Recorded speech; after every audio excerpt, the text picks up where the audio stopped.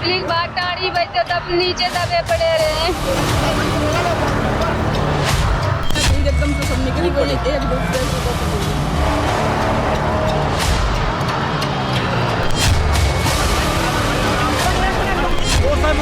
हो चुकी है।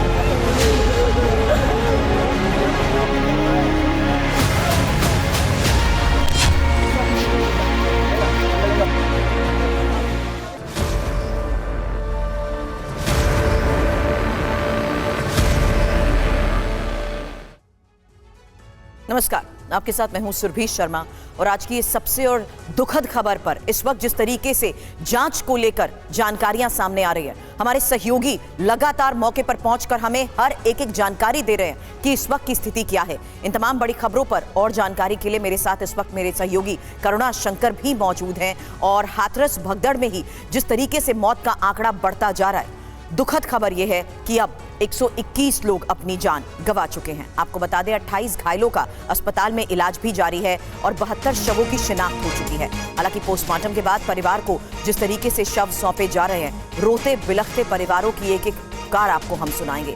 चीख पुकार के बीच अपनी जान बचाकर निकले लोगों की बात हम आपको सुनाएंगे। लेकिन इस बीच शवों की पहचान जिस तरीके से हो रही है, उसको लेकर प्रशासन बात सामने रख रहा है कि कोशिशें जारी हैं कि जो लोग अपनी जान गंवा चुके हैं, शवों की पहचान जल्द से जल्द कराई जा सके, क्योंकि अब पोस्टमार्टम के बाद भी परिवारों को शव सौंपे जा चुके हैं। 72 शवों की शिनाख्त को लेकर इस वक्त जानकारी मिल रही है।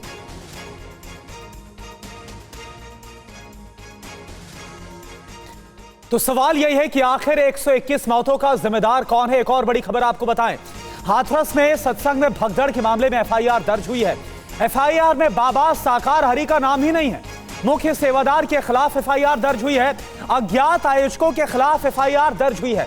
कई बड़े सवाल अब इस एफआईआर को लेकर निकलकर सामने आ रहे हैं। जब आयोजकों के बारे में पता था तो फिर यहां पर अज्ञात क्यों लिखा गया है? आखिर बाबा जिसने सत्संग किया, बाबा साकार हरि, आखिर उसका नाम इस एफआईआर में दर्ज क्यों नहीं? क्या दबाव है या कोई है जो बचाना चाहता है बाबा को?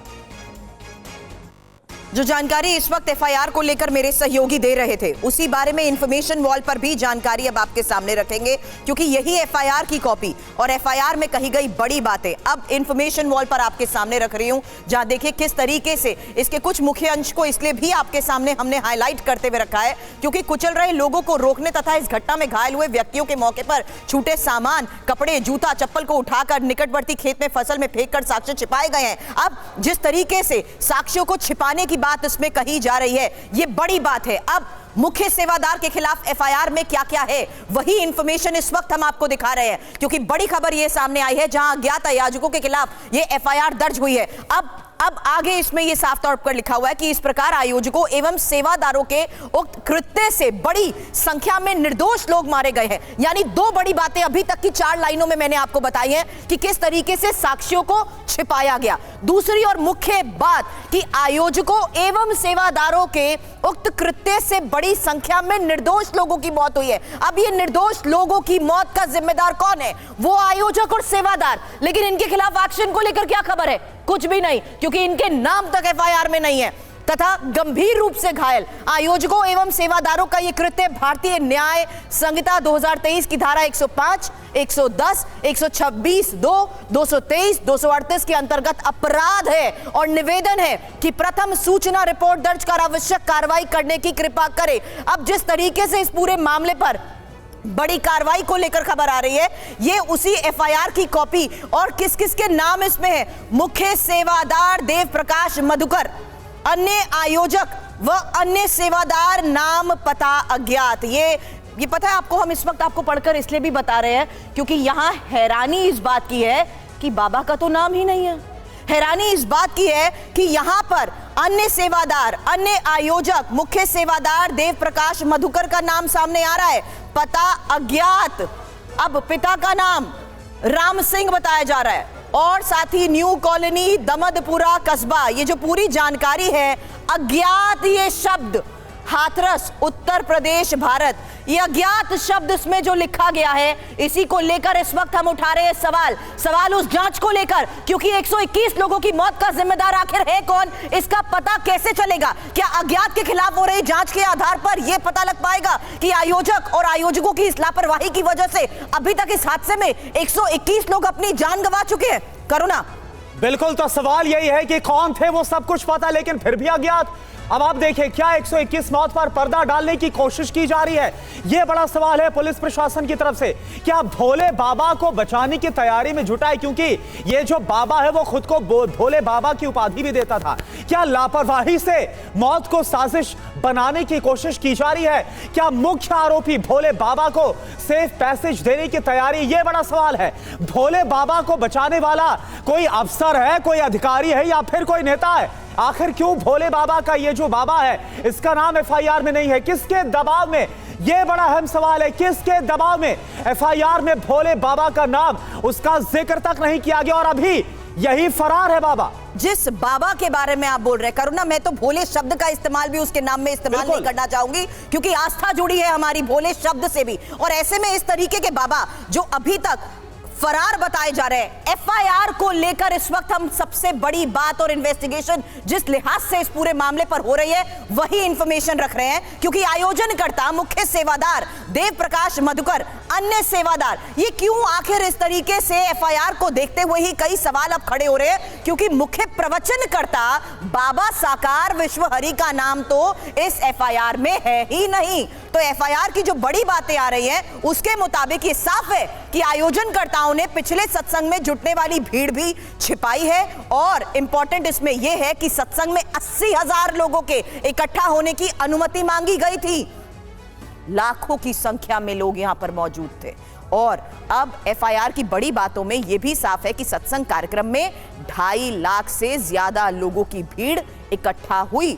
और ज्यादा भीड़ इकट्ठा होने की वजह से जीटी रोड पे जिस तरीके से जाम लगा, और जाम हटाते वक्त बाबा साकार हरि कार्यक्रम स्थल से निकल गया, फरार है वो शख्स। भीड़ ने गाड़ी के गुजरने वाले मार्ग से धूल समेटनी भी शुरू कर दी, यानी साक्ष्यों को मिटाना शुरू कर दिया। भीड़ के दबाव के कारण नीचे बैठे लोग दबने कुचलने लगे और जीटी रोड के दूसरी तरफ 3 मीटर गहरे खेतों में भी भीड़ को जाने से रोक दिया गया। और आयोजनकर्ताओं ने भीड़ छिपाकर ही अत्यधिक लोगों को बुलाया।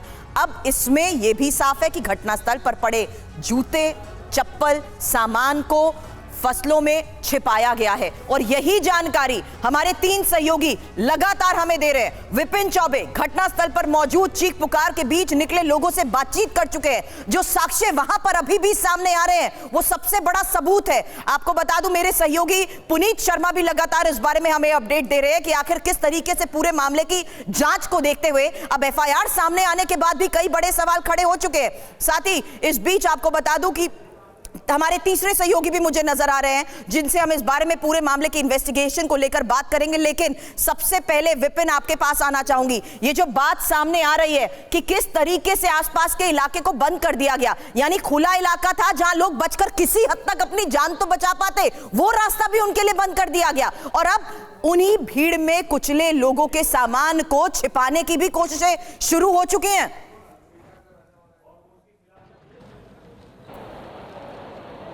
जी हाँ, बिल्कुल सुरभि, शुरुआत से लेकर अंत तक आप जितने भी सवाल खड़े कर रहे हैं वो तमाम वाजिब सवाल हैं जिनको लेकर अब सवाल खड़े किए जा रहे हैं।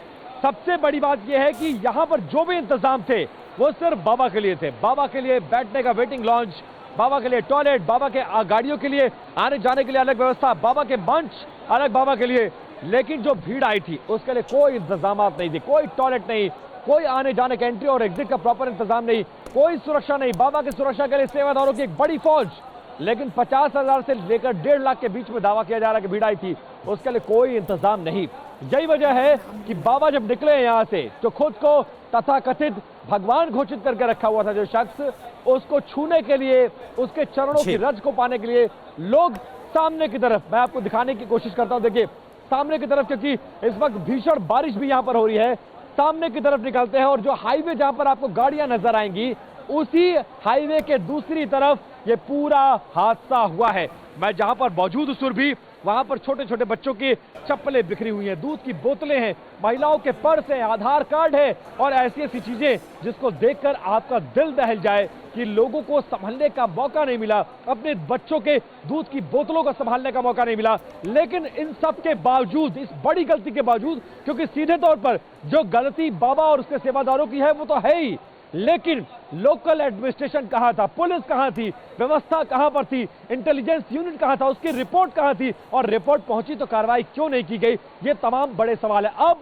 इस पूरे मामले में एफआईआर हो चुकी है और एफआईआर में उस बाबा का ही नाम गायब है जो इस पूरे सत्संग का सबसे बड़ा चेहरा था। यह भी सवाल खड़े करता। डीजीपी से लेकर चीफ सेक्रेटरी तक कैंपिंग कर रहे हैं, खुद मुख्यमंत्री यहां पर आने वाले हैं, लेकिन उससे पहले ये एफआईआर बहुत हद तक ये इशारा कर रही है कि क्या बाबा को बचाने की कोशिश की जा रही है। बाबा को बचाने वाला वो चेहरा कौन है, किसके कहने पर बाबा का नाम एफआईआर में नहीं डाला गया और अज्ञात के खिलाफ एफआईआर क्यों की गई, सिर्फ एक सेवादार का नाम उसमें शामिल क्यों है। ये बहुत सारे ऐसे सवाल हैं जिनका जवाब ढूंढने की कोशिश की जानी चाहिए। बिल्कुल बिल्कुल विपिन, तो वो बाबा जो कि सत्संग कर रहा था, हैरानी की बात है कि उसी बाबा का नाम एफआईआर में नहीं है। और देखिए पुनीत भी इस वक्त हमारे साथ जुड़ गया, आपको नजर आ रहे हैं, उनका भी रुख करेंगे। पुनीत, आपके पास में आ रहा हूं, लेकिन इस बीच बड़ी खबर क्या है, बाबा ने अपनी सुरक्षा के लिए रखे थे गार्ड, महिला और पुरुष गार्ड सुरक्षा करते थे बाबा की। बाबा नारायणी सेना नाम दिया गया था। आपको बता दें, जो गार्ड से उनका आश्रम से प्रवचन स्थल तक बाबा की बकायदा सुरक्षा करते थे, एक तरह का ड्रेस कोड बकायदा ये पहनते थे सेवादार। पुनीत, बाबा को लेकर क्या जानकारी? समझ तो यही आ रहा है कि बाबा ने अपनी सुरक्षा के तो पूरा इंतजाम किए, लेकिन लोगों का क्या होगा जो वहां भारी संख्या में, लाखों की संख्या में श्रद्धालु पहुंच रहे थे, जो उनको मानते थे, उनकी सुरक्षा के क्या इंतजाम थे? इसका कोई फर्क, इसके कोई इंतजाम नहीं थे।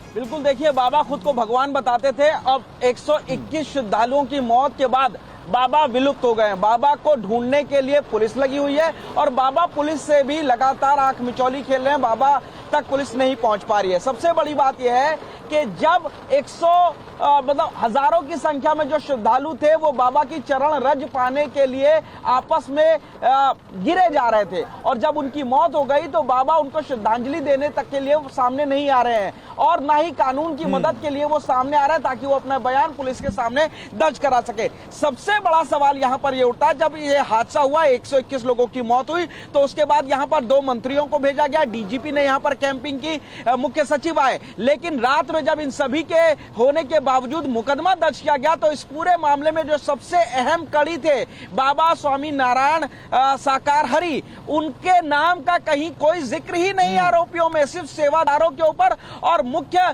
जो उनका काम करते थे देव प्रकाश, उनके नाम के ऊपर एफआईआर दर्ज की गई है। तो अब लापरवाही से मौत को क्या साजिश बनाने की भी कोशिश, ये भी एक बड़ा सवाल। लेकिन इस बीच एक खबर बता दें, क्योंकि बाबा के पैतृक गांव में ट्रस्ट के मैनेजर एसके सिंह को लेकर यह खबर आ रही है, जिनकी तलाश यूपी पुलिस कर रही है। अब बाबा के मैनेजर एसके सिंह ने अपना मोबाइल फोन तक बंद कर दिया है। पुलिस लगातार कांटेक्ट करने की कोशिशों में जुटी हुई है, संपर्क करने की उन लोगों की कोशिश में है जिसके जरिए बाबा के बारे में कोई जानकारी हासिल हो सके। लेकिन अब विपिन, ये तो साफ हो गया कि ट्रस्ट के मैनेजर एसके सिंह भी अब फरार बताए जा रहे हैं, तलाश उनको लेकर भी जारी है। क्या खबर है एसके सिंह के बारे में?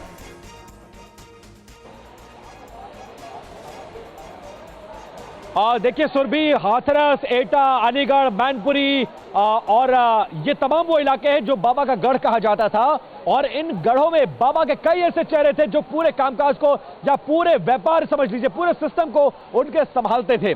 और अब जब इतना बड़ा संकट उनके भक्तों पर आया है तो ना सिर्फ बाबा बल्कि बाबा के जितने कारिंदे थे, चाहे वो एसके सिंह हो, देव प्रकाश हो, इस समय जितने भी लोग थे वो तमाम लोग गायब हैं, उनके मोबाइल फोन स्विच ऑफ हैं। पुलिस छापेमारी कर रही है और समझ लीजिए कोशिश ये की जा रही है कि लोगों को पकड़ा जा सके और ये समझा जा सके कि क्या हुआ था। देखिए बारिश बहुत हो रही है, लेकिन मैं एक बार फिर से आपको दिखाने की कोशिश करता हूं, जरा भैया हटिए और देखिए जो इंतजाम थे वो बाबा के लिए कितने वीवीआईपी थे। और मैंने सुरभि कुछ रिपोर्ट्स भी भेजी हैं, अगर संभव हो तो दर्शकों को वो रिपोर्ट भी दिखाइएगा। अब देखिए बाबा के लिए आने और जाने के लिए रास्ते अलग, जहां से वो गाड़ी आई है बाबा की गाड़ी यहां से आएगी और यहां से जाएगी। बाबा के लिए अलग वॉशरूम, जहां पर आपको ये शख्स नजर आ रहा है। बाबा के लिए फिटिंग लॉन्ज में सोफा, बाबा के लिए ये शानदार कुर्सी आप देख सकते हैं, शीशा, टेबल फैन, सेंटर टेबल, ये वो तमाम सुविधाएं हैं जो बाबा के लिए थी। लेकिन आम लोगों के लिए क्या था? कुछ नहीं। आने और जाने के रास्ते सिर्फ एक, खाने पीने टॉयलेट का कोई इंतजाम नहीं। बाबा को छूने के लिए तड़पते हुए लोग जो उनके अंध भक्त की तरफ थे, उनके फॉलोअर्स थे, वो इसी रास्ते से जाते हैं और सामने जहां पर गाड़ियां नजर आ रही हैं, वहां उस सड़क के दूसरी तरफ वो एक दूसरे से दबकर मरते जाते हैं और बाबा यहां से फरार हो जाते हैं। बाबा के अनुयायी, बाबा के सेवादार, बाबा के संरक्षक लोग यहां से फरार हो जाते हैं। और तो और लोगों की जान बचाना तो दूर, बल्कि जो साक्ष्य, जो सबूत यहां पर मौजूद रहते हैं, उनको खेतों में छिपाने की कोशिश की जाती है। इस बात का भी जिक्र उस बाबा के लिए की गई व्यवस्थाओं के बारे में तो आपने बता दिया, लेकिन लोगों के लिए की गई व्यवस्था और बदइंतजामी ही इस हादसे की सबसे बड़ी वजह है करुणा। बिल्कुल। और देखिए, एक और बड़ी खबर का हम रुख करें। भोले बाबा पर जमीन कब्जाने के भी कई आरोप हैं। कानपुर के बिधनू थाना क्षेत्र के करसुई गांव में साकार विश्वहरी ग्रुप पर 5 से 7 बीघे जमीन पर अवैध कब्जे का आरोप लग रहा है। उनके साथ मुख्य कर्ता धर्ता में महेश चंद्र है, अनार सिंह है, संजू यादव है, चंद्रदेव और राम प्रकाश आदि शामिल है। तो आप देखिए, इससे पहले ही यौन शोषण समेत 5 जो अलग अलग मामले हैं वो बाबा के खिलाफ निकलकर सामने आए। और अब एक और बड़ी खबर आपको बता रहे हैं, बाबा पर अवैध कब्जा करने का भी, अवैध जमीन कब्जाने का आरोप है। कानपुर का ये पूरा मामला है।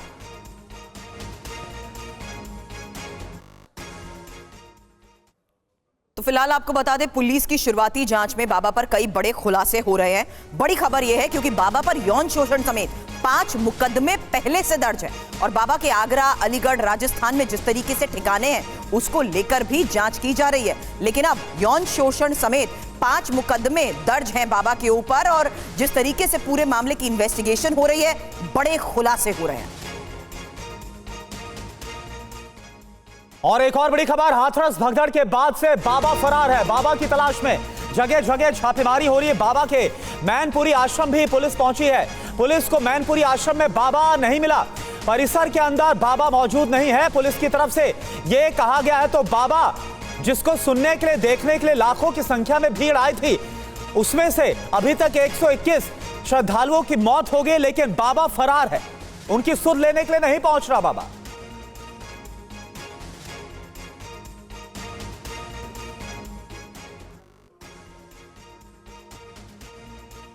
और पहले खबर यह आई थी कि इटावा में बाबा का कार्यक्रम होने वाला था और कैंसिल होने के बाद हाथरस में इसे शिफ्ट किया गया। हालांकि मानव मंगल मिलन सद्भावना समागम समिति ने इसका आयोजन किया और आयोजन के प्रभारी देव प्रकाश मधुकर थे। शिवांग मेरे सहयोगी इस वक्त हमें ज्वाइन कर चुके हैं। शिवांग, जिस तरीके से इस पूरे आयोजन को लेकर सवाल उठ रहे हैं, फिलहाल आप क्योंकि अस्पताल में मौजूद हैं, मामले पर हो रही जांच के साथ साथ अस्पताल की स्थिति के बारे में भी जरा बता दीजिए।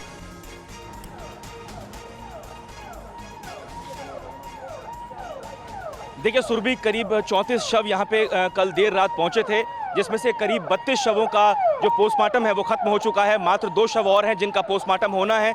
आपको बता दूं कि यहाँ पे पीछे तैयारियां जोरों पर हैं। कुछ ही देर के अंदर मुख्यमंत्री योगी आदित्यनाथ यहाँ पे पहुँचेंगे। इन गाड़ियों का काफिला आप देख रहे हैं। जितने भी वरिष्ठ अधिकारी प्रशासन के, उत्तर प्रदेश सरकार के हैं, वो तमाम लोग यहाँ पे पहुँच चुके हैं ताकि वो योगी आदित्यनाथ जो मुख्यमंत्री हैं उत्तर प्रदेश के, उनको रिसीव करने के लिए इस पूरे इलाके को बंद किया गया है। पुलिस के द्वारा सुरक्षा यहाँ पे चाक चौबंद की गई है। यहाँ पे अभी भी 11 से 12 लोग ऐसे हैं जो अस्पताल में भर्ती हैं, जिनका उपचार इस वक्त चल रहा है। मुख्यमंत्री योगी आदित्यनाथ उनसे मिलने का काम करेंगे। ये जैमर देख रहे हैं आप, ये तमाम काफिले मुख्यमंत्री योगी आदित्यनाथ के आने से पहले के हैं। जैसे ही मुख्यमंत्री यहाँ पे आएंगे और उसके बाद जो घायल हैं उनसे मुलाकात का वो काम करेंगे। मुख्य सचिव भी यहाँ पे मौजूद हैं। इसके अलावा जितने भी पुलिस के आला अधिकारी हैं वो लोग यहाँ पे मौजूद हैं। कुल मिला के जो सवाल खड़े हो रहे हैं एफआईआर के ऊपर, उसके इतर सरकार की ये कोशिश भी है कि जल्द से जल्द इस पूरे मामले को निपटाया जाए।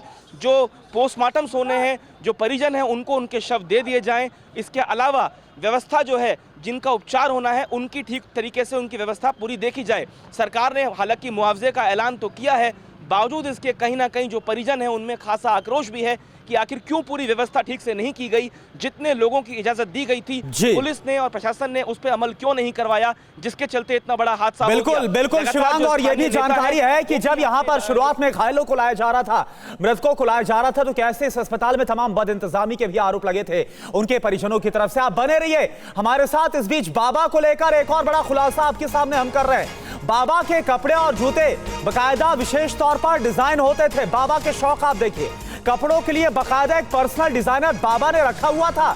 नारायण साकार हरि जो बाबा का नाम है, वो सफेद सूट और सफेद जूतों में ही नजर आता था। कई बार कुर्ता पजामा और सफेद टोपी लगाकर सत्संग करता था ये बाबा। और देखिए अब बाबा को लेकर तमाम खुलासे विपिन ने तो दिखाया ही कि कैसे जहां पर ये सत्संग हो रहा था वहां पर बाबा की पूरी सुख सुविधा का ख्याल रखा गया। वहां पर वीवीआईपी इंतजाम किए गए ताकि बाबा को कोई कष्ट ना हो, भले श्रद्धालुओं के साथ कुछ भी हो जाए, जो हमने देखा भी।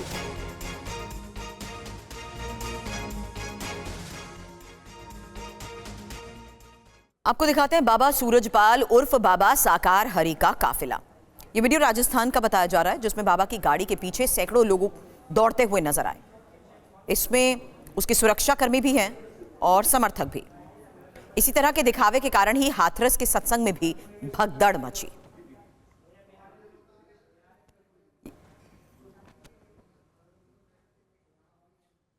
तो आप देखिए हाथरस में हुआ क्या, यह आपको बताएं। हाथरस में दरअसल भगदड़ की वजह से लोग एक दूसरे पर गिर गए, दम घुटने से लोगों की मौत हो गई। सत्संग वाली जगह पर महिलाओं को बैग, बच्चों के चप्पल, वो भी अपने बच्चों को संभालने का मौका नहीं मिला, और अभी भी वो सब वहां पर मौजूद है साक्ष्य। भगदड़ वाली जगह से हमारे संवाददाता, टीवी9 संवाददाता विपिन चौबे की एक्सक्लूसिव रिपोर्ट आपको दिखाते हैं। नारायण सरकार हरि और भोले बाबा का हाथरस में ये वही पंडाल है जहां पर सत्संग चल रहा था, जहां पर भगदड़ हुई और 116 लोगों से ज्यादा की मौत हो गई। हम उस पंडाल की तस्वीरें दिखा रहे हैं और इस भगदड़ के बाद इस वक्त भी बहुत सारी ऐसी निशानियां हैं जो ये बताने के लिए काफी हैं कि उस वक्त का माहौल और मंजर क्या रहा होगा।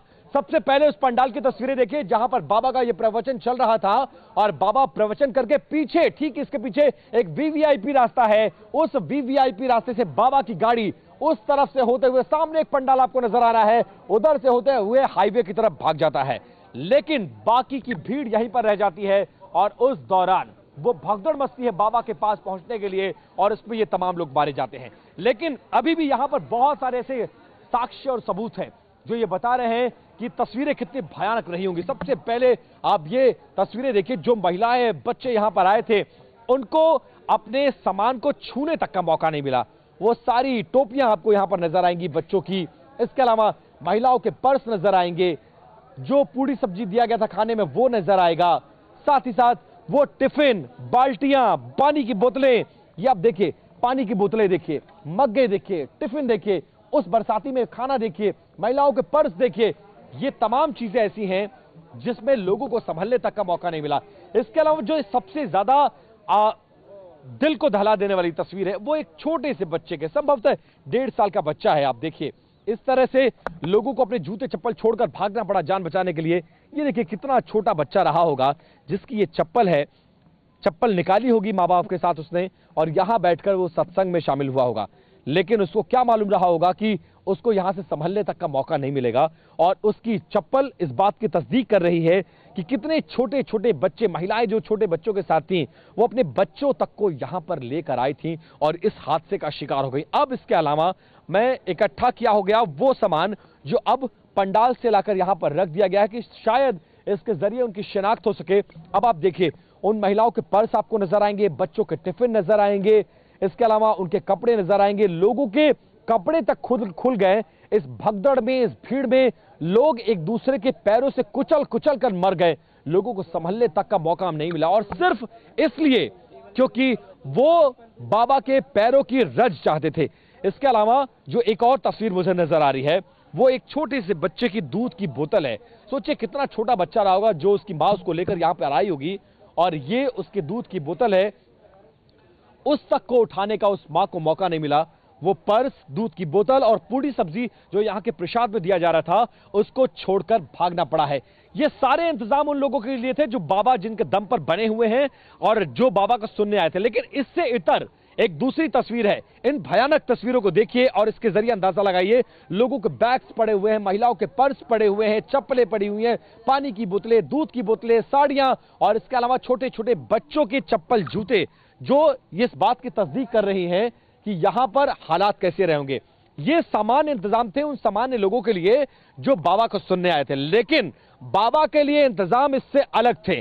सामान्य लोगों के लिए 50,000 से लेकर 1.5 लाख की भीड़ के लिए एक एंट्री और एक एग्जिट, यानी सामने का रास्ता आप देखिए और यहीं पर वो भगदड़ होता है। लेकिन बाबा के लिए एंट्री अलग, एग्जिट अलग, टॉयलेट की अलग सुविधा, सोफा अलग, वेटिंग लॉन्ज अलग, सब कुछ बना हुआ था। वो कहां पर है, अब वो आगे मैं आपको दिखाने की कोशिश कर रहा हूं। इस तरफ आएंगे, बंडा पंडाल के ठीक पीछे की तरफ आप आइए। पंडाल के ठीक पीछे मैं वो तस्वीर दिखा रहा हूं आपको और इसके जरिए समझने की कोशिश करिए कि जिनके दम पर इस तरह के तथाकथित बाबा लोग बनकर बैठे हुए हैं, उनके लिए इंतजामात कितने वीवीआईपीज होते हैं, लेकिन जिनके दम पर वो होते हैं उनके लिए बिल्कुल सामान्य इंतजाम। सबसे पहले उस सोफे की तस्वीर देखिए जो इनके वेटिंग लॉन्ज में लगाया गया था। बाबा यहां पर आकर वेट करते थे या आराम किया करते थे। वो बड़ी महाराजा कुर्सी जिसके सामने आप हाथों पर शेर देख सकते हैं, इसमें टॉवेल भी लगा हुआ था और इसी कुर्सी पर बैठकर, इसी मंच पर बैठकर वो सत्संग किया करते थे और उनको सुनने के लिए मध्य प्रदेश, राजस्थान, अलीगढ़, आगरा, एटा, मैनपुरी, हाथरस, इन तमाम जिलों से एक बड़ी आबादी आया करती थी। इसके अलावा बाबा के लिए उनके वॉशरूम में शीशा आपको नजर आएगा, टेबल फैन नजर आएगा, सोफे नजर आएंगे, इसके अलावा पावदान नजर आएगा। ये वो तमाम वीवीआईपी इंतजाम है जो बाबा के लिए उनके मंच के पीछे लगा करता था। और भी कुछ लोग दिखा रहे, देखिए ये वो पायदान है। इसके अलावा अब मैं आपको उस वॉशरूम की तस्वीर दिखा रहा हूं। भीड़ आए, कहीं भी जाए वॉशरूम करे, पैदल आए, दब के मर जाए, कोई परवाह नहीं, लेकिन बाबा के लिए इंतजाम बिल्कुल वीवीआईपी होना चाहिए। इसीलिए कुछ घंटों के सत्संग के लिए जब बाबा आएंगे तो बाबा के नहाने के लिए, बाबा के खाने के लिए, बाबा के आराम करने के लिए, बाबा के टॉयलेट जाने के लिए ये टेम्परेरी वीवीआईपी वॉशरूम बनाया गया था। और आप ये देखिए, इस तरह का वॉशरूम आमतौर पर जब कोई बड़ी celebrity, ministers, prime minister, chief minister किसी कार्यक्रम में जाते हैं तो इस तरह का टेम्परेरी वॉशरूम बनाया जाता है, उस तरह के इंतजाम। और बाबा के लिए एंट्री और एग्जिट का रास्ता, ये जो सामने आपको ईंटें नजर आ रही हैं, सड़कों पर बिछाई गई हैं, ये बाबा की गाड़ी के लिए वो ईंटें हैं जिसके जरिए बाबा की गाड़ी यहां से एंटर करती है और यहां से एग्जिट कर जाती है। इस वीवीआईपी पंडाल में पूरे पंडाल को वाटरप्रूफ बनाया गया, यानी जहां बाबा बैठेंगे वहां बारिश भी हो तो फर्क नहीं पड़नी चाहिए, लेकिन जहां जनता बैठेगी वो खुले आसमान के नीचे बैठेगी। एक एंट्री और एक एग्जिट होगा और वो दब कर मर जाए, किसी को कोई फर्क नहीं पड़ता है। और हाथरस में ही बाबा के सत्संग का एक और वीडियो, जहां वीडियो में श्रद्धालुओं की भारी भीड़ भी आपके सामने नजर आएगी। आपको बता दें, भारी भीड़ सत्संग स्थल की ओर जाती हुई इसमें नजर आ रही है। तो हाथरस में ही बाबा के सत्संग की एक और तस्वीर, एक और वीडियो अब TV9 भारतवर्ष आपको दिखा रहा है, जहां वीडियो में श्रद्धालुओं की भारी भीड़ नजर आ रही है। और देखिए किस तरीके से खुले आसमान के नीचे श्रद्धालुओं की इस भारी भीड़ के बीच भी लोग बड़ी संख्या में जिस तरीके से यहाँ नजर आ रहे हैं, साफ है कि यहाँ इन श्रद्धालुओं के लिए, इन लोगों के लिए कोई खास इंतजाम नहीं थे। खुले में लोग यहाँ पर देखिए किस तरीके से भीषण गर्मी के बीच, इस हालात के बीच जो बातें सामने आ रही है कि लोगों के पीने तक के लिए, पानी पीने तक के लिए कोई व्यवस्था नहीं थी। और ये वो तस्वीर है जिसमें देखिए जहां तक कैमरे की नजर जा रही है, सिर्फ और सिर्फ लोगों की भारी भीड़ दिख रही है।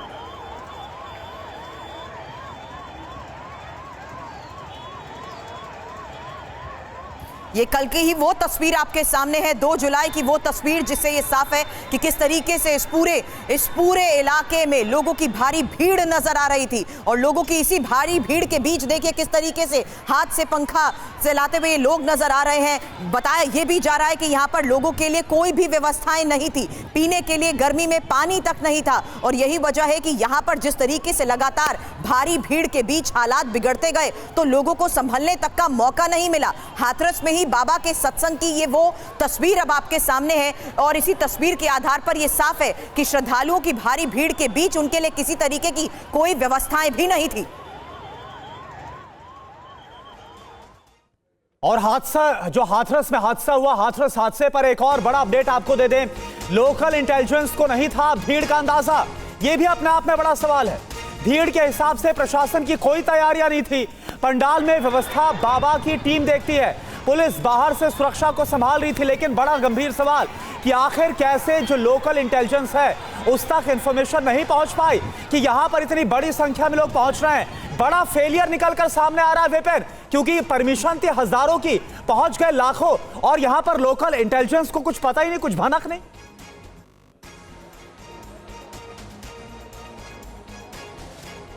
देखिए, सबसे बड़ी फेल्योर जो बाबा और उनके आयोजक और उनका ट्रस्ट की तो है, लेकिन उससे बड़ी फेल्योर शासन और प्रशासन की है। अगर 50,000 लोगों की अनुमति मांगी गई तो उतने के हिसाब से क्या सुरक्षा प्रोवाइड कराई गई? नहीं। इसके अलावा लोकल इंटेलिजेंस आपका यूनिट कहा था जो एसएस ही नहीं कर पाया कि भीड़ कितनी आएगी। अगर उसने एसएस किया तो उसने क्या रिपोर्ट दी, रिपोर्ट पर कार्रवाई की गई, सुरक्षा मुहैया कराई गई, तो हर सवाल का जवाब आपको नहीं में मिलेगा। और यहीं पर डिस्ट्रिक्ट एडमिनिस्ट्रेशन का गला फंसता हुआ नजर आता है। लेकिन सवाल ये कि इतनी मौतों के बाद भी क्या डिस्ट्रिक्ट एडमिनिस्ट्रेशन के बड़े चेहरों पर, डीएम पे, कप्तान पर क्या कार्रवाई होगी? तो आमतौर पर शासन और प्रशासन बड़े अधिकारियों को बचा लेता है। क्या इस पूरे मामले में ये बड़े चेहरे जिन्होंने अपनी जिम्मेदारी नहीं निभाई, क्योंकि अगर नीचे के लोग काम नहीं कर रहे थे तो बड़े लोग क्या थे? हाईवे पर था, अगर कोई अंधा शख्स भी यहां जाएगा उसको भी इस भीड़ का अंदाजा होगा। क्या यहाँ के थानेदार ने, यहाँ के सीओ ने, यहाँ के एसपी ने, यहाँ के एसडीएम ने, यहाँ के एडीएम ने इस भीड़ को एसेस क्यों नहीं किया? ऊपर तक रिपोर्ट क्यों नहीं पहुंचाई गई? ऊपर रिपोर्ट पहुंची तो सुरक्षा क्यों मुहैया नहीं कराई गई? और भीड़ का अंदाजा होने के बावजूद इतनी बड़ी लैप्स कैसे की जा सकती है? यही वजह है कि अब कार्रवाई की मांग की जा रही है, ना सिर्फ बाबा पर बल्कि उन तमाम जिम्मेदार बड़े अधिकारियों पर जो अपने आप में एक नजीर बन सके। ये फैसला कि अगर नीचे वाले कार्रवाई, नीचे वाले जिम्मेदारी नहीं निभाएंगे तो बड़े वाले भी फंसेंगे। आमतौर पर हर बड़े मामले में नीचे वालों को निपटाया जाता है, ऊपर वालों को बचाया जाता है। यही वजह है कि इस तरह के स्टैम्पेड के बाद लोग सीख नहीं लेते हैं। अलग अलग राज्यों में ऐसी घटनाएं होती हैं और उसी की पुनरावृत्ति उत्तर प्रदेश में हुई है। अब देखना यह है कि उत्तर प्रदेश की सरकार ऐसे अधिकारियों पर क्या करती है जिन्होंने अपनी जिम्मेदारी नहीं निभाई है। और इसी जांच में क्या मुख्य आरोपी को बचाने की हो रही है साजिश, ये बड़ा सवाल है। हमारे सहयोगी हमारे को एक एक तस्वीर बयां करते हुए बता रहे हैं कि आखिर किस तरीके से लगातार आ रहा है। सामने वीडियो भी बड़े सवाल खड़े कर रहे हैं। आप टीवी 9 पर ही हाथरस हादसे का एक और वीडियो आपके सामने, जहां भीड़ और बाबा के सेवादारों का ये वीडियो है। अब इस तस्वीर को भी जरा गौर से देखिए। अब से थोड़ी देर पहले हमने आपको वो तस्वीर दिखाई जिसमें लोगों की भारी भीड़ नजर आ रही थी। अब ये वो वीडियो है जिसमें भीड़ के साथ साथ बाबा के सेवादार भी नजर आ रहे हैं। तो यानी जिस तरीके से यहाँ पर व्यवस्थाएं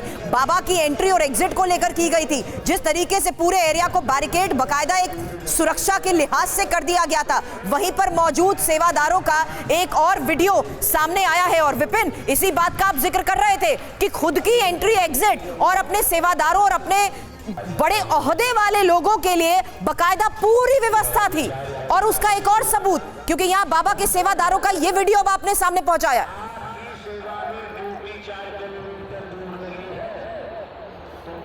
देखिए, जो वीडियो हम आपको दिखा रहे हैं सुरभि, वो वीडियो बताता है कि बाबा की सुरक्षा का घेरा कितना तगड़ा था, कितना मजबूत था।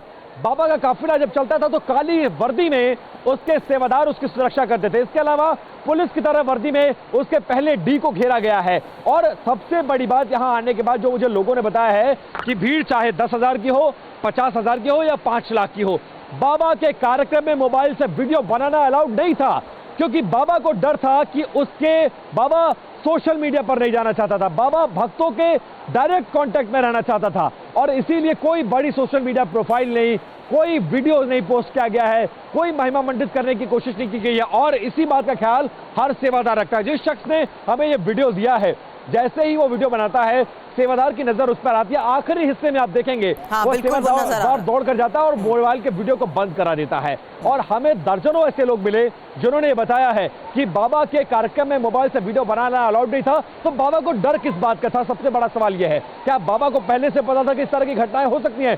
बाबा अपने खिलाफ कोई साक्ष्य और सबूत नहीं छोड़ना चाहता था। यही वजह है कि 50,000 से 5 लाख की भीड़ होती थी, लेकिन उसके बावजूद वो वीडियो बनवाना अलाउ नहीं करता था और हर सेवादार इस बात का पूरा ख्याल भी रखता था। सुरभि, बिल्कुल विपिन, तो बाबा की मंशा को लेकर ही अपने आप सवाल खड़े हो रहे हैं, क्योंकि बाबा आखिर क्या छुपाना चाहता था? क्यों कोई भी मोबाइल से कोई वीडियो रिकॉर्ड नहीं कर पाता था? लाखों की भीड़ वहां पर होती थी, लेकिन कैसे बाबा के सेवादारों का अंकुश नियंत्रण वहां पर मौजूद श्रद्धालुओं पर होता था? यह वीडियो उसकी पूरी बानगी बताता हुआ नजर आ रहा है। विपिन चौबे ने वहां पर मौजूद लोगों से भी बात की है, भगदड़ को लेकर उनका क्या कहना है, यह आप सुनिए। आप लोग कल थे यहाँ पर जब ये सब कुछ हुआ है, क्या सुना, क्या देखा, कुछ बताना चाहेंगे?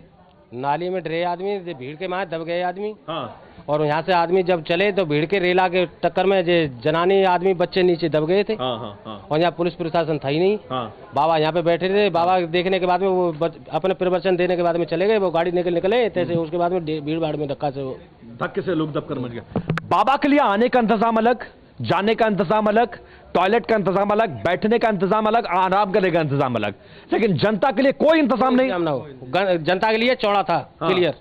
सीधा आप रास्ते से आइए और रास्ते पर जाइए, कोई टॉयलेट नहीं, कोई खाना नहीं, कोई आराम नहीं, कोई सुविधा नहीं, कुछ नहीं था, कुछ भी नहीं था, कुछ नहीं था, कोई सुविधा थी, कोई इंतजाम नहीं, कोई सुध लेने वाला था यहाँ पर, कुछ भी नहीं था। आपका कोई फोन भी आ गया तो फोन भी नहीं चलाने को यहाँ मिल रहा है। फोन भी छीना करते थे, फोन भी जैसे वीडियो बना रहे हैं हम, तो उस चीज में फोन भी छीना गया। उनके पास मात्र कमांडो थे, उनके बाबा जी के सारे, बाबा की सुरक्षा के लिए कमांडो थे। हाँ, उन्हीं के कमांडो थे बाबा जी के। और कोई फोर्स, कोई पुलिस, कोई भी चीज नहीं थी, कोई भी चीज नहीं थी, मात्र बाबा की पूरी फोर्स पुलिस वही लग रही थी, बाबा जी के कार्य कमांडो। आपने किसी दोस्त का यार का फोन आ गया, दिखा दिया कि ऐसे हो रहा है, तो फोन भी बंद कर लेते। बाबा इतना सिक्रेसी मेंटेन करते थे कि उनके प्रवचन का, उनके पंडाल की कोई तस्वीर ना बने।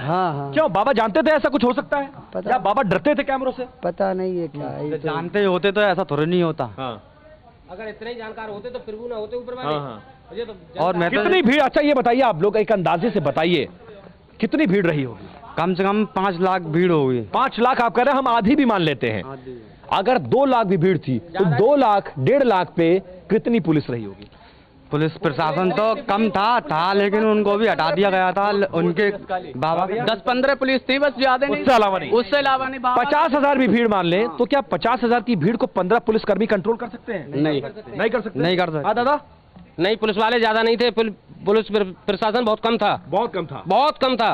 बाबा ने भी कोई इंतजाम नहीं किया था अपने लोगों के लिए। बाबा ने अपनी सुरक्षा कमांडोज के जरिए कर ली, लेकिन पब्लिक कैसे आएगी, कैसे डिसिप्लिन रहेगी, कैसे बैठेगी, कैसे निकलेगी? उनके इंतजाम था, उन्हीं के कर्मचारी थे बाबा के साथ वाले, जो बाबा के लिए इंतजाम कर रहे थे। पब्लिक के लिए कोई इंतजाम था? कोई नहीं था, वो चौड़े में थी पब्लिक चौड़े में, खुले आसमान के नीचे। पुलिस प्रशासन से उन्होंने बोला था, तो वो पुलिस प्रशासन डीएम से एटीएम से लिखवाया था, वो कुछ नहीं आया था यहाँ पे, कोई पुलिस वाला नहीं था। अगर पुलिस प्रशासन होता तो इतना हादसा होता ही नहीं।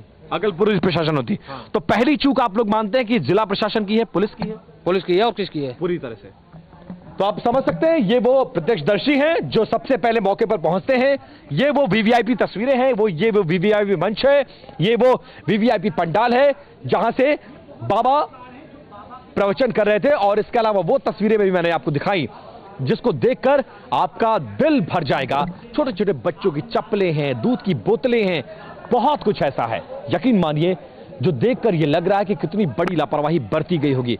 और फिलहाल एफआईआर दर्ज की गई है, बाबा की तलाश की जा रही है और जिम्मेदारों पर कार्रवाई की कोशिश की जा रही है। माना यह भी जा रहा है कि आज दोपहर लगभग 12 बजे उत्तर प्रदेश के मुख्यमंत्री योगी आदित्यनाथ दौरा करेंगे। तमाम बड़े अधिकारी कैंपिंग कर रहे हैं, लेकिन सवाल यह कि इन मौतों का जिम्मेदार कौन और क्या इतनी कवायद से ये जानें वापस लाई जा सकती हैं? कैमरा पर्सन अमित के साथ विपिन चौबे, TV9 भारतवर्ष, हाथरस, उत्तर प्रदेश। से इस वक्त सीधी तस्वीरें और मामले को लेकर जांच के बारे में तो जानकारी दे रहे हैं। पुनीत भी लगातार मामले की जांच पर नजर बनाए हुए हैं कि किस तरीके से मौके पर फॉरेंसिक टीम पहुंची, और अस्पताल के बाहर हमारे सहयोगी शिवांग भी मौजूद है। अब इंफॉर्मेशन वॉल पर एक और तस्वीर मैं आपको दिखा रही हूं जिसका जिक्र इस वीडियो के आखिर में विपिन कर रहे थे, क्योंकि इसी बात का वो जिक्र कर रहे थे कि अगर कोई इस पूरे एरिया की, इस पूरे इलाके की तस्वीर कैमरे में कैद करने की कोशिश करता तो उसे उसी वक्त आकर रोक दिया जाता। ये देखिए, हाथों में डंडा लिए एक शख्स यहां पर साफ तौर पर नजर आ रहा है, और ये कोई पुलिस प्रशासन नहीं, बल्कि वहां पर जिस तरीके से सिक्योरिटी, पर्सनल सिक्योरिटी को लेकर बाबा के लिए इंतजाम किए गए थे, उसी में से एक सेवादार है, वो सेवादार जिसने आते ही उसे वीडियो बनाने से रोक दिया। तो ये तस्वीर उस सेवादार की सामने आ रही है जो वीडियो इस वक्त हम आपको दिखा रहे थे। और ये आपको हम ये भी बता दें, आपको इस बीच हम ये भी बता दें, ये वही सेवादार है जो उस रूट की तरफ खड़ा था जहां से बाबा ने आना होता था। ये नारायणी सेना जो बाबा की है, बाबा की सिक्योरिटी के लिए बाकायदा नारायणी सेना नाम की एक पूरी फोर्स होती थी। यानी लोग जिस तरीके से सरल भाषा में बात करते हुए कह रहे थे कि उनके कमांडो थे, ये वही नारायणी सेना है। और उन्हीं में से एक शख्स किस तरीके से आते हुए मोबाइल को बंद करने की बात कह रहा था, ये उसी का सबूत आपके सामने है। क्योंकि जिस वक्त ये तस्वीरें कैमरे में कैद करने की कोशिश की गई कि देखिए किस तरीके से हजारों लोगों की, लाखों लोगों की भीड़ यहां पर मौजूद है, उसी वक्त आखिर में तस्वीर में हमने ये नोटिस किया, जिस बात का जिक्र मेरे सहयोगी विपिन भी कर रहे थे और लोगों से भी बात कर रहे थे।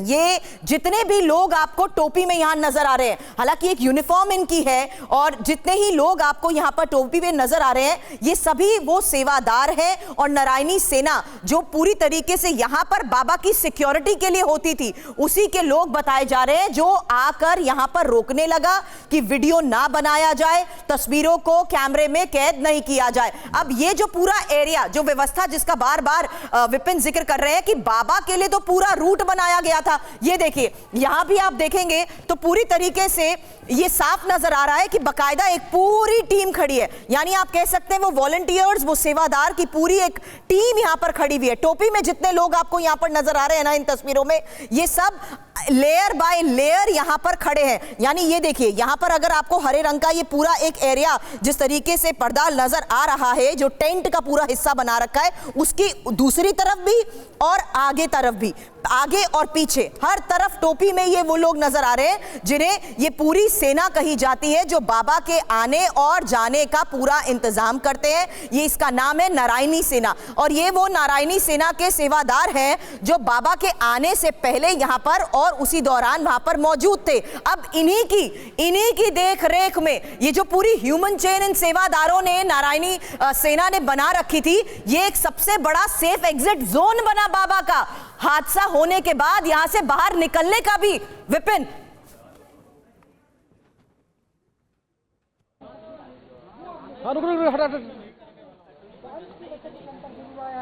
जी सुरभि अपना सवाल दोहराएं। मैं ये कह रही हूं, हमने उन सेवादारों की, वो पूरी सेना की वो जो तस्वीर दिखाई है, टोपी में जितने वॉलंटियर्स हैं, उन्होंने बकायदा एक तरीके से एक ह्यूमन चेन भी बना रखी थी, और यही वो जरिया बना कि बाबा हादसा होते ही वहां से आसानी से इन्हीं की आड़ में छिपकर भागने में कामयाब रहा।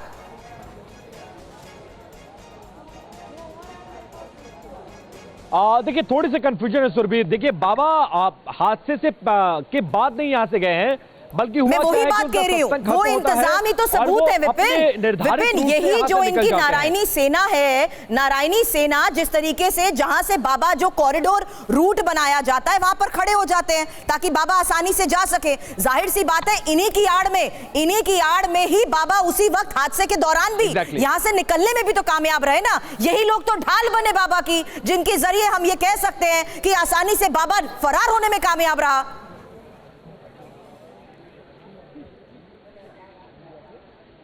जी हाँ बिल्कुल। देखिए बाबा ने अपने लिए पूरे इंतजाम कर रखे थे, आने जाने, रुकने, खाने पीने, बैठने, आराम करने, टॉयलेट जाने के लिए, और यहां तक कि अपनी सिक्योरिटी के लिए भी पूरे इंतजाम थे। लेकिन एक शख्स के लिए लगभग 1000 की भीड़ पूरे इंतजाम को यहां पे कंडक्ट करती है, लेकिन 50,000 से लेकर 1.5 लाख की जो भीड़ आई होती है उसको अपने दम पर छोड़ दिया जाता है। यहां तक कि इस भीड़ को देखकर प्रशासन ने भी कोई इंतजाम नहीं किया। प्रशासन ये तो इंतजाम करता है कि बाबा के आने का रूट क्या होगा, जाने का रूट क्या होगा, मंच पर कैसे आएंगे, कैसे उतरेंगे, कैसे आराम करेंगे, लेकिन भीड़ कहां से आएगी, भीड़ वापस कैसे जाएगी, भीड़ टॉयलेट कैसे जाएगी, अगर भगदड़ स्टैम्पेड होता है तो फिर हम कवर कैसे करेंगे, हम राहत कैसे पहुंचाएंगे, इस बात की कोई जिम्मेदारी किसी ने नहीं निभाई। और सबसे बड़ा फेल्योर लोकल एडमिनिस्ट्रेशन और यहाँ की सरकार का है, जिन्होंने सब कुछ जांचते हुए आंखें बंद रखा, जिसका खामियाजा यहाँ के श्रद्धालुओं को भुगतना पड़ा और बेमौत 122 से ज्यादा लोग मारे गए हैं, जिसमें 100 से ज्यादा महिलाएं हैं, 6 से 7 बच्चे हैं और कुछ पुरुष भी शामिल हैं। ये वो बेकसूर लोग हैं जो सिर्फ जिस शख्स पर आंख बंद करके भरोसा करते थे, जिसे अपना भगवान मानते थे, उसकी तरफ उसको छू लेने की होड़ में, उसकी गाड़ी जहां से गुजरती है उस मिट्टी को घर ले जाने की होड़ में ये लोग इस कदर भागते हैं और कोई इंतजाम नहीं होने की वजह से कोई रोकता नहीं है। सारी जो बाबा की सेवादारों की भीड़ होती है वो बाबा की तरफ डाइवर्ट कर जाती है और उसी का खामियाजा भीड़ को भुगतना पड़ता है और इतना बड़ा हादसा होता है जिसमें 122 से ज्यादा लोग मारे जाते हैं। जो वीडियो लगातार आप यहां पर भेज रहे हैं, करुणा आपके पास भी जल्द वापस आ रही हूं क्योंकि मैं जानती हूं आप सवाल करना चाहते हैं विपिन से, लेकिन विपिन ये वो सबूत है ना जो ये साफ बयां कर रहे हैं कि बाबा किस तरीके से ऑपरेट करते थे और किस तरीके से उनकी सेवा में भी ना सिर्फ वॉलंटियर्स थे बल्कि बाकायदा उनकी एक पूरी ब्रिगेड तैयार कर दी जाती थी।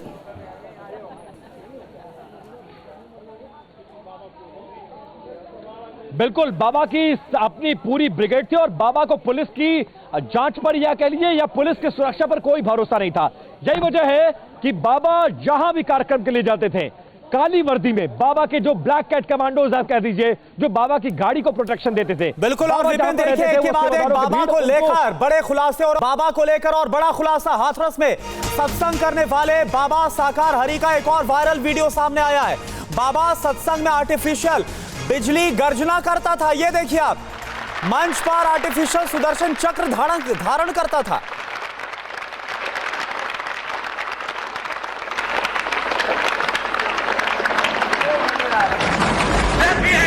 जिसके पास आप हैं देखिए क्या क्या घूम रहा है,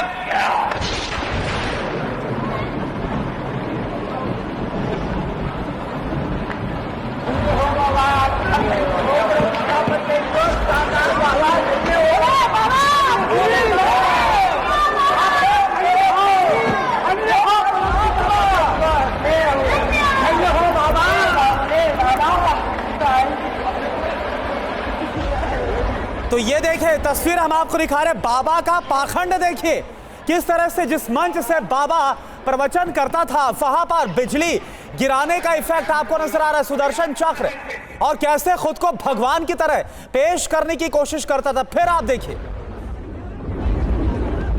और ये सब कुछ ये चमत्कार जो दिखाने की कोशिश करता था, ये सब कुछ आर्टिफिशियल है, इफेक्ट के जरिए सब कुछ हो रहा है। बाबा कुछ नहीं करता था, लेकिन ये सब कुछ तकनीक का इस्तेमाल करके आर्टिफिशियल और खुद को बड़ा चमत्कारी बताता था। ये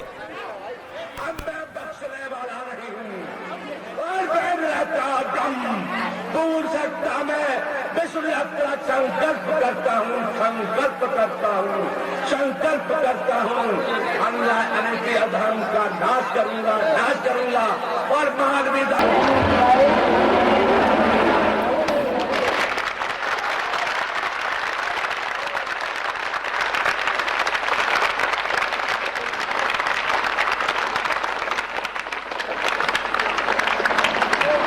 एक 121 लोगों के हत्यारे को आखिर कौन बचाने की कोशिश कर रहा है, बड़े सवाल। और इस बीच पूरे मामले की इन्वेस्टिगेशन पर नजर बनाए हुए हमारे तमाम सहयोगियों से भी करेंगे आगे बात।